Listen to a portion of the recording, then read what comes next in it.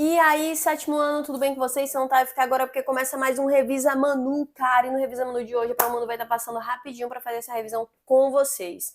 Sétimo ano, o que é que vai cair na nossa avaliação? Nós falamos sobre renascimento cultural, mais especificamente. Falamos também sobre o urbano e sobre o comercial. E a gente vai entender um pouquinho mais a respeito desses conceitos, ok? A gente começou falando sobre a peste bubônica. A peste bubônica vai ser uma epidemia que vai acontecer ali e matar um terço da população europeia durante o final da Idade Média, baixa Idade Média aí.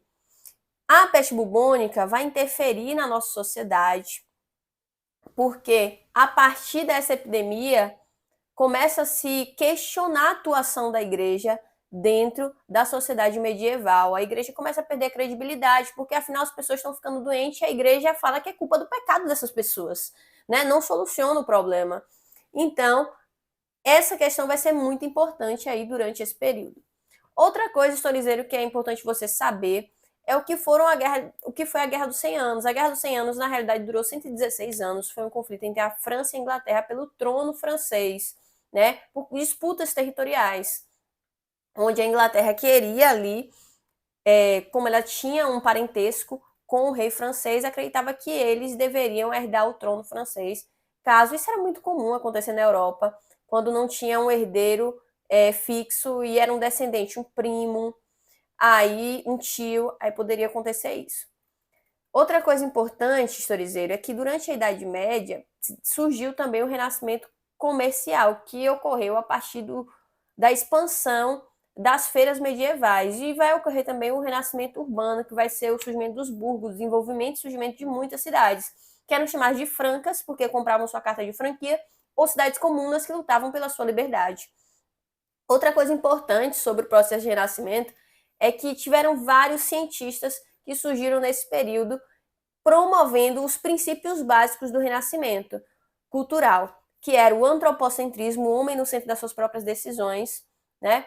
O humanismo, que era um retorno ao pensamento grego e romano, o pensamento da antiguidade clássica, o espírito investigativo, que era a questão da racionalização, do questionamento. Por que as pessoas estão ficando doentes? Não é simplesmente porque é culpa do pecado delas, tem um motivo.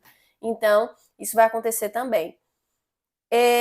O Leonardo da Vinci foi muito importante nesse processo. Mas outra pessoa importante também, além, ele era autor, né, pintor, escultor, engenheiro, tinha várias atribuições, mas para além dele, nós tivemos também o Nicolau Copérnico, que foi muito importante no processo de renascimento cultural, porque ele promoveu uma mudança na ciência, inspirando as ideias heliocêntricas. Ou seja, antes se acreditava que a Terra era o centro do universo. O Nicolau Copérnico começa a questionar isso, refutando isso, dizendo que não, que o Sol que é o centro do universo. O Nicolau Copérnico ele vai ter uma atuação importante, afinal, ele pertencia ao clero, era um sacerdote católico e astrônomo, e vai começar a fazer esses questionamentos aí. Outra coisa importante que vai cair na nossa prova vai ser esses conceitos que eu falei para vocês, né? O antropocentrismo, o humanismo e o espírito investigativo. Com certeza vão cair na nossa prova, então revisa isso aí no livro. O que o Renascimento defendia? Ele defendia o individualismo e a valorização das capacidades humanas. Ou seja, quando agora as igrejas, em todas as pinturas dentro das igrejas, ensinavam alguma coisa, a maior parte dessa população era analfabeta, não tinha acesso a leitura, já que eles não conseguiam aprender ou ser alfabetizados desde a infância, como é comum hoje. Antes não era assim, a maior parte da população da Idade Média era analfabeta. Então as pinturas ensinavam muito para aquela população que entrava na igreja e olhava, nossa, como Deus é enorme. E através das imagens eles aprendiam a respeito da religião. Então, com o renascimento cultural, essas imagens começam a se modificar para dar mais espaço para o homem. Mas como assim? Quer dizer que vai se afastar completamente da religião? Não, não vai se afastar completamente da religião. Por exemplo, o quadro do anúncio que Jesus dá que alguém dentre os discípulos vai trair ele.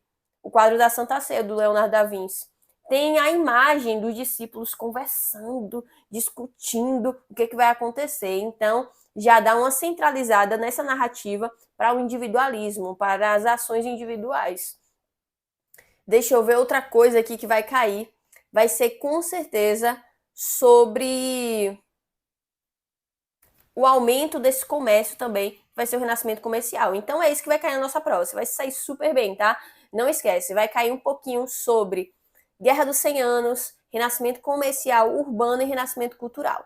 Beijos e tchau, tchau!